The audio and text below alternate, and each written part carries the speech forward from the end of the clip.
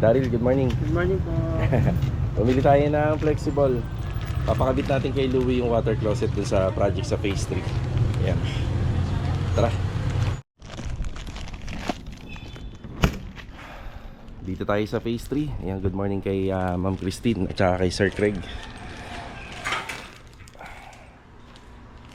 Ang ganda ng ano na yan, French type sliding door. Dito nagtatrabaho si Louie. Louie, good morning. Good morning. Ria. Yan, bali yung flexible na po yan. Yan po yung gagamitin para maikabit po natin sa abang po natin dito. Ayan, lilinis na si Louie rito. Bali, may kornisa na nga rin po pala yan. Yan. Pinturahan na lang po yan ng mga pintor natin. Itong project natin dito sa phase 3, mga pintor na lang po yung hinihintay nito. Pero may mga nagagawa na dito, kagaya nito, pinasukatan na yan natin kila Master Batang. Ito, babaklasin pa po natin to. Papalitan din po natin yan ng slide up aluminum glass window. Tapos dito, ongoing na pong ginagawa din yung kitchen cabinet.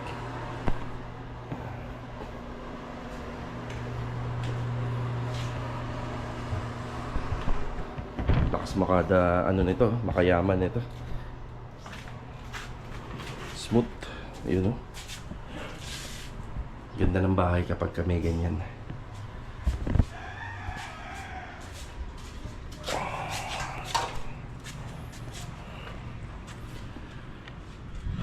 Si Master Jojo, bali may pinabili siya sa akin mga concealed hinges dito sa project natin din sa Block 9 sa may Lot 14. Yan, mamaya babalik tayo rito kasi nasa phase 6 pa siya ngayon.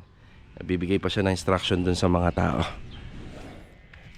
Ayan, bali may ocular visit po pala tayo ngayon sa phase 6. Ayan, pupuntahan natin. Tara. Salamat po. Thank you po. Okay, nandito na po tayo sa phase 6. Ito yung dati naming ginawa. Yung nagpa-ocular sa amin is yung katapat lang po nito. Ayan, corner area na row house. Nasa 54 square meter. Ayan. Yan, nagpapa-extension siya ng bahay. Nag-usap pa lang kami. Sige. Ingat. Ayan na, bali nagpapa-extension po siya ng bahay, 54 square meter. Lipat po yung toilet and bathroom. Magkakaroon ng kwarto sa corner area. Nagpapabubong po sa harap ng bahay in rubber finish. Yan, tapos ang dalawa yung pinapa-quotation niya. Yung isang quotation bare finish, yung isa is with overall tiles. Yan, maganda kung may budget hanggang overall tiles. Kasi kahit papano, pagka bumibisita tayo sa bahay, kahit hindi pa tapos, nagagamit po natin yung kusina kasi naka-tiles na yon, yung kitchen counter. Tapos nagagamit na rin natin yung toilet and bathroom, di ba? Yun ang maganda. So idea yun, no? Kung kaya pa ng budget, magpa overall tiles. Yung finishing carpentry, overall paint, pwede naman pong mahuli na po yun. Basta importante yung bahay, dapat may mga pailaw na, di ba? Ayan, inuna ko muna yung ocular visit natin. Ito, diretso na tayo rito sa ongoing project natin sa phase 6. Ayan. Up, yeah.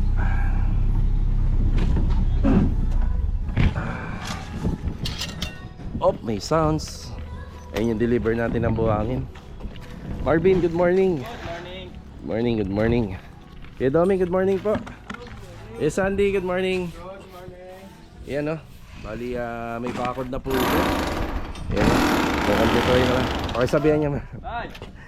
Ayan, kabilaan ba ako di sa 150 cm minimum height. Kuya Boy, good morning po Kuya Boy. Good morning. Ayan, may dumating na pinulik na 1/2. Tapos ito, asintadahan pa. Bali kapag nakuha na namin yung floor level, yung finished floor line, magkakaroon pa po ng kasintada yan na 3 layer. Kaya nasabi na sa ini Jojo yan. Okay.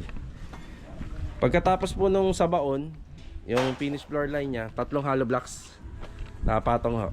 Sige. Outlet. Sige.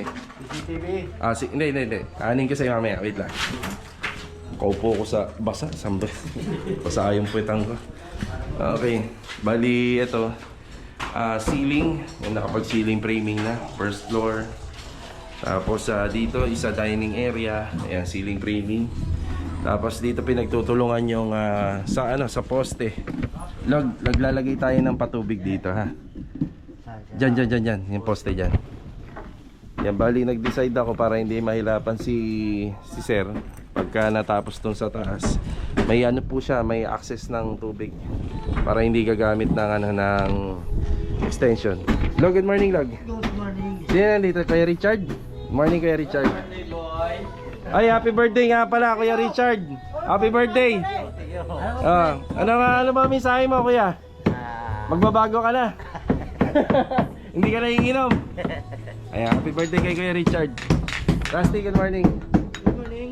Ayan, bali, tigil muna tayo sa vlog. Sinisinsil mo na yan, ha? Sa akin. Mag-iingay na po sila rito. Tapos kami naman, aayusin namin yung mga ano rito. Yung mga layout ng outlet. Ayan, ituturo ko kay Kuya Boy. Tubo kailangan mo dyan, ha? Sa water line. Ihuli mo na yung buhos dyan. Saan ang tubig natin sa taas? Dyan lang. Abang lang dyan, oh. Dyan lang, oo. Sige. Sa kanto lang. Tara, Kuya Boy. Ito, medyo maingay na po rito.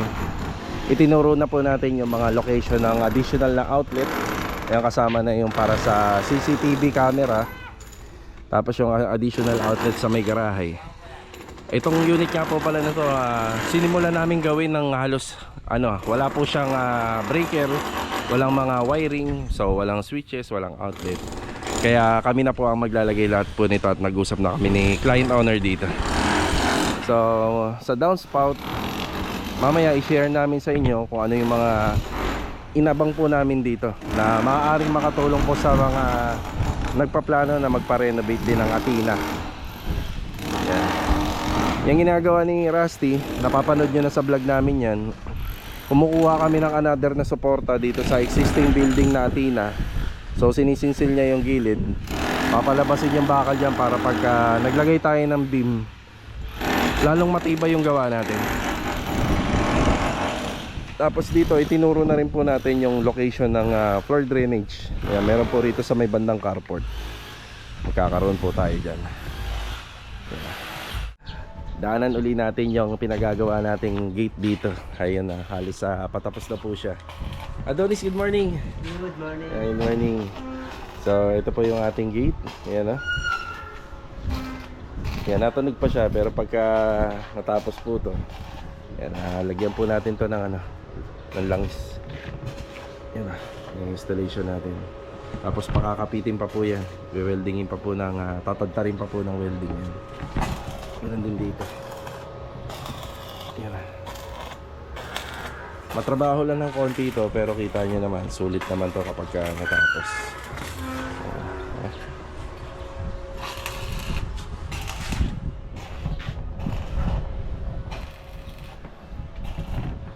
Epoxy primer. Yung epoxy primer natin nandun sa kabila na.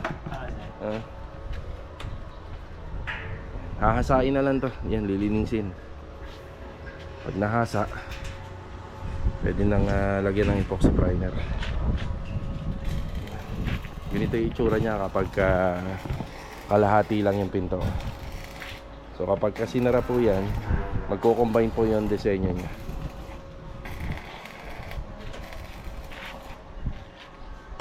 Bumalik tayo rito sa phase 3. Ayan, nandito na si Master Jojo. Master Jojo, good morning. Good morning. Ayan. Yun, nakita mo na yung mga sinabit ko doon sa motor ni Louie. Mga concealed hinges. Bale, ito mga karaos, ayan yung setup niya. Meron po itong tig-3 pinto sa taas at saka sa baba. Tapos maglalagay rin po kami rito ng air ventilation para sa gas tank. So in-order na po namin yun sa Shopee. So dito mapupunta yung gas niya, yung maintenance po ng lababo. Tapos yung lababo po, medyo maliit lang po yung ilalagay namin dito. Tapos ayan, meron pa siyang cabinet dito. Tapos yung lagayan po ng range hood, always 60 cm naman po yan. Ayan, matatapos na po yung sa finishing carpentry po rito. Ayun, tapos ito naman po yung ipapasunod po natin. yung abang po rito. Yan, tiling.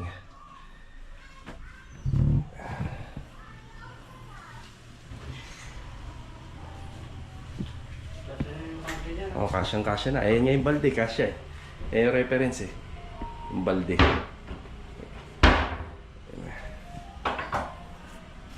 Balik tayo rito sa Phase 6. Meron pa pong isang nagpapa-ocular sa atin. Dito banda sa block. Ito na po pala. Block 21. Hello po. Yan na. Tara. Okay na po yung ocular visit natin dito sa Phase 6. Yung pinuntahan niya po pala natin, isang Athena project. Inatid na po natin sila client dito sa may sakayan po, sa may terminal. Yan, itong mga bus na to, Mex Jeep, papuntang ano po to, papuntang Vitex. Yan, maraming salamat po sa pag-invite ni na Sir Ryan at saka ni Ma'am Michelle. Yan, sa kanilang munting bahay dito sa Phase 6 Lumina Homes. Yung nais nilang ipagawa, extension lang, tapos yung structural finish, bungalow lang po. Then naka rib type or long span. Yan, medyo sakto lang po yung budget ni client. Pwede naman po yung ganun. Pero yung iba po kasi kaya nagpapaslab, kasi may plano po sila balang araw na may extend po yung kanilang extension na pinagawa doon sa back extension area. Okay, tanghali na. Yan, balik na muna tayo sa site. Tara. Ayan mga karoos, papunta kami ni Mrs. ngayon sa Riego de Dios. Yan, dito sa may paradahan. Yan, magpapasa po tayo ng mga ID na magtatrabaho po para sa Lunes. So mag-uumpisa po sila Kuya Chris doon, tsaka sila Kuya Ruel para sa hukay po ng mga columns, para sa mga foundation. Tapos after nito, punta naman tayo sa Anyana project. Kahapon nga po pala, hindi po natin yan napuntahan.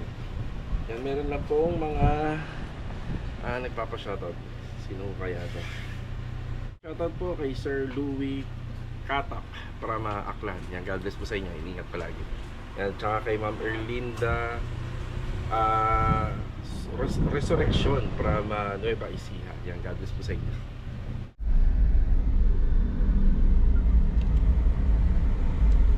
Nandito na po tayo sa Riego de Dios. Ayan. Ang sadya lang po namin ni Mrs. dito, pupuntahan namin yung admin office. Kagaya ng sinabi ko kanina, yan, kukuhaan po natin ng ID yung dalawang unang magtatrabaho po rito. Yan, kasama natin si Mrs.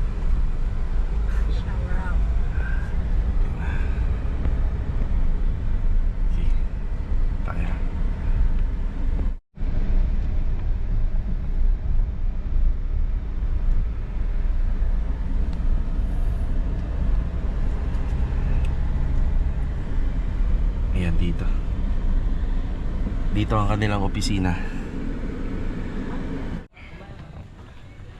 Okay na tayo rito mga karohas. Yan na.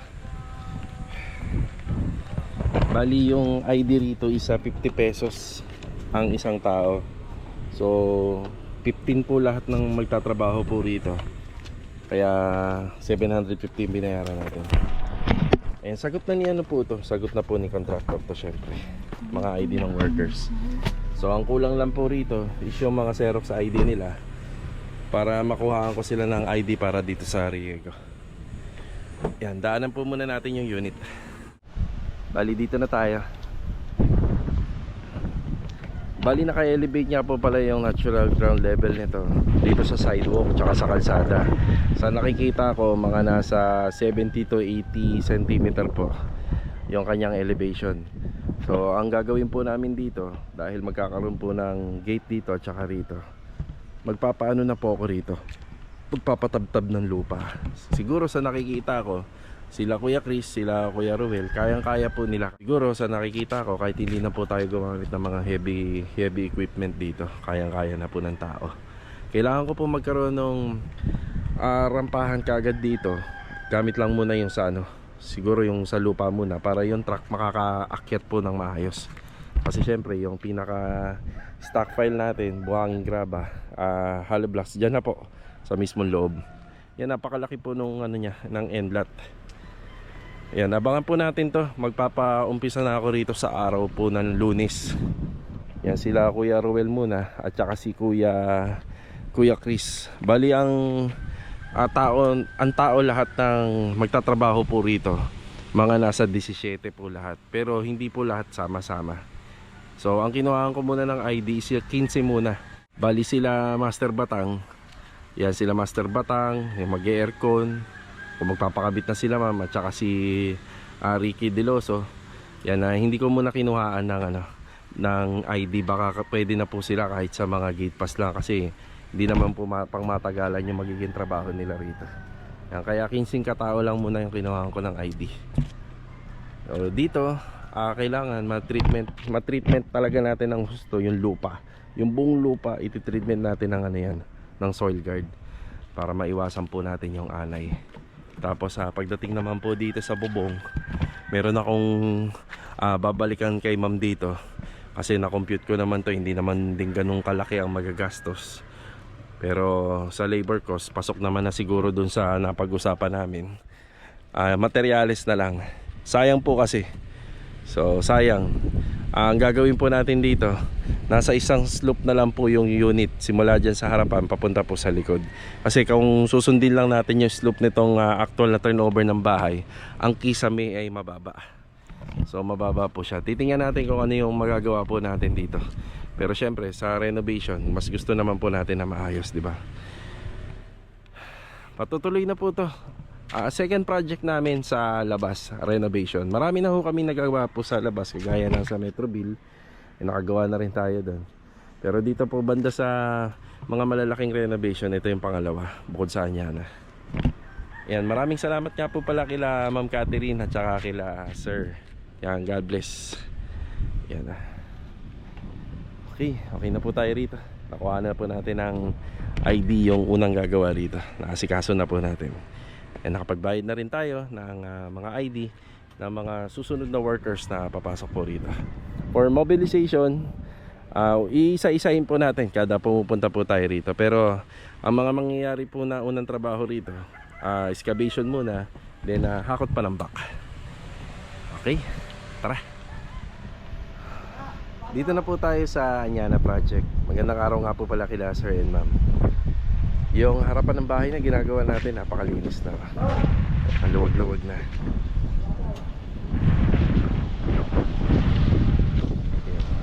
Magandang araw po, Kuya Philip. Hindi kaya ito narinig. Kerigor! Magandang araw, Kuya Dinda. Magandang araw. Tara, may dala akong merienda. Nandun sa sa sasakyan. Punta kayo dun. Thank you. Punta na kayo dun, Kuya. Baran nyo. Yun na. Aba, ano na to retouching. Panglaban na. Ayun yung cabinet nila, ma'am, oh. Yung schedule nga po pala na binili nating refrigerator at saka ng tawag dito ng gas range. Bali ano po, second week yata ng March. Yan na. Yan. Lilinis na sila rito. Panglaban na. Yan na. Kain muna kayo, kuya. Yan na. Bagong pintura. Ang ano nga po pala sa akin nila Sir and Ma'am dito, ang request nila, pinturahan daw ng puti. Bumagay po siya, oh. Diba? Parang siyang parang walang grills. Yung handrail niya kulay itim. Yan, kinabayaran na po ni Kuya Rigor to. Palinis na ng palinis ang ating trabaho rito. Yan, malapit na po kami magsama-sama uli rito, mga tropa. Binili ko nga po pala ang pendant dito sa stairs ay may pagkakulay black para pabagay po siya rito. Linis na to. Yan, oh. Yan, naglilinis na sila rito, PNB. puspusang paglilinis. Bibiling ko na lang po to. Ito kahit iuhuli ko na lang yan para sa kisame. Yan kasi ano lang naman po yan, maliit na lang.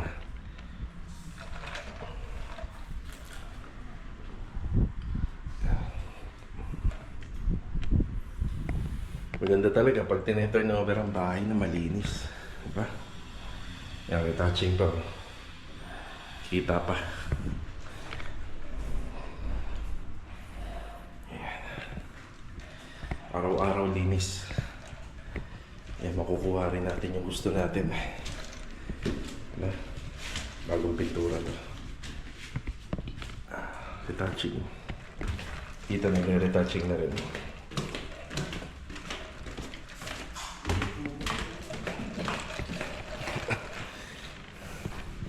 Medyo na. Sa taas. Kaya alam mo na yung linis natin, no? Yari na yan. Oo. Yung mas makinang pa doon, no, kuya, no? Mas makinang pa. Ano pa lang yun eh? Map pa lang yun. Kaya nga, map pa lang eh. Kaya pala, ito na yung huling araw ni Kuya Philip dito. Goodbye, pre. Kaya-kaya na muna nila to. Doon ka na muna sa Lumina. Yung mga gagawin niya doon, no, kuya, na sabi mo naman na, no? Yan. Sir, ganin mo lang muna ng ano to yung sa mga pader. Pader. Sa pader na muna. Sige. Para matapos. Pagdating nyo, unti na lang. Switch na lang muna kayo kahit mga 1 week. Tapos primer. Siguro babalik kayo rito second week ng March. Doon na tayo first Monday, week. sir. Meron muna kami. Dito na muna. Dito muna. Monday. Para konti na lang yung mga i-retouch. Ikot na lang. Sir, pakanaan nyo na itong ano dito eh. Yung sa taas, bawal pa nga yata eh. Wala pa Oo. talaga. Gusto ko nga naming buhusan ng semento yan, pati palitadaan eh. Mukhang hindi yata pa pwede. Ganyan na lang muna yan. Oo. Itatanong ko ulit. Oo, para makulit natin. Kasi may mag-ano yata eh, magdo-double inspection pa yata sila. Tapos natin yung ano, no? Phase 1, no? Mm. Phase 3, no? Kahit yung dalawa. Coordination dun. Kaya nga. Sige, kain lang kayo dyan. Oo. So, ayun, nakita naman natin na unti-unti na po sila naglilinis dito. Yung pagka napahiram po ng ano yan, ng mga liquid solution, kaya ng mga muriatic yung mga tiles, lalong gaganda po yan. Tapos yung ano naman po, yung mga pader, kornisa, yung mga pinto, yung tsaka yung mga ceiling, PVC panel, kapag napahira naman ng wipeout yan, panglaban na po yan. Tapos yung mga bintana kapag nalinis, basta second week of March, ang dami nang mangyayari rito. Marami ng mga pagbabago. Okay, ito lang po muna yung update dito sa Anyana. Linis na. Dito tayo sa Vista Mall sa may All Home. Ayan, bali si Mrs. Natusan ko muna bumili ng Gold Deluxe Cake para kay Richard. Yan, mga karawas, dito nga po pala sa construction team namin, Aki Builders. As long as na may budget, nagpapa-celebrate tayo. Kaso nga lang, sa ngayon, wala pa po kaming natatapos. Yung birthday kasi ni Adonis noong nakaraan, sakto may natapos kami, yung project namin sa Phase 4. Then isinabay na rin po namin yung birthday niya. So kapag may natatapos kaming unit, nagre-relax kami kahit papano. Pero sa ngayon, ang dami pang naka-pending na hindi pa natatapos na trabaho. Yan, consistent naman tayo sa pagbibigay po ng cake lagi. Yan, lagi tayong nagbibigay ng cake. So magkano lang naman yun, worth of 800 pesos lang. May uuwi na po nung may birthday dun sa kanilang bahay. So may uuwi nila yung cake, papapakain na nila yung mga anak nila ng cake, diba? So mas maganda rin sana may konting celebration, pero hindi naman po tayo basta-basta naglalabas lagi or gumagastos ng pera. So lahat po yan naka-budget. Yan, naswerte ni Adonis na nakaraan kasi noong time na yon, may natapos tayong project. So birthday niya, no, sakto. Tapos yung kay Bilog naman, yung birthday naman ni Bilog, saktong-sakto nagbigay naman si Ma'am Christine ng pangmeryenda. Yun yung binili natin ng pansit. Bumili tayo ng cake pa, di ba? Ayan, salamat nga po pala sa mga nag-i-sponsor sa amin noon at hanggang ngayon. Hindi po namin kayo makakalimutan. Ayan. Yan na yung cake para kay Richard. Sakto-sakto, payroll mamaya, no? Yes. Yan na. Let's go. Bye, boy. Tara.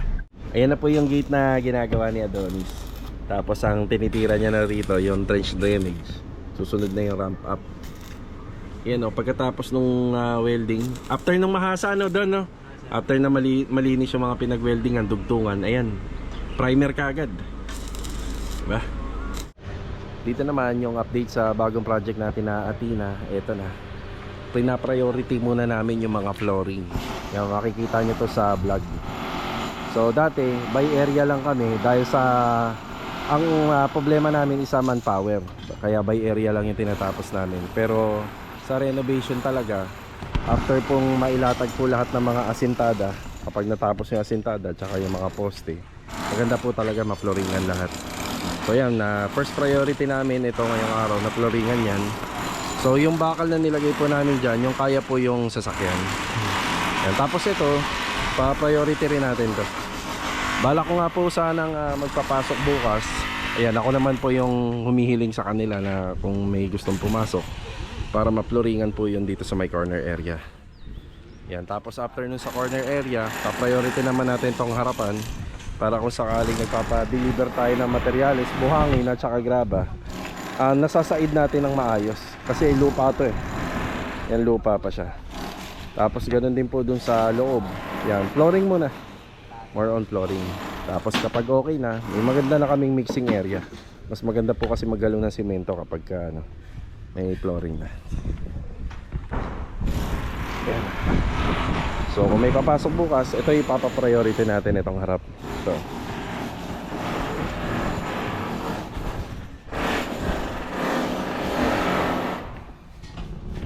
nagabang na kami ng tubig dun. Isa, water line. Dito, floor drain, tubig, faucet. Tapos dito din, ayan o, faucet at saka catch basin, may floor drain din. Kasi itong hukay na to, magtatap kami ng linya ng sanitary line para sa floor drainage. Yan, papunta rito sa labas.